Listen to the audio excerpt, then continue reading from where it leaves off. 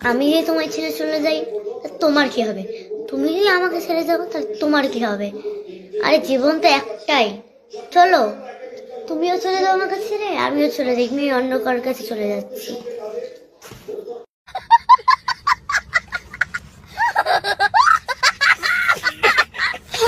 আমার জন্য পারবি 5-5টা বছর অপেক্ষা করে থাকতে?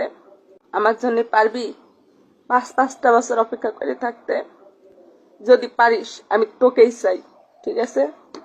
Love you.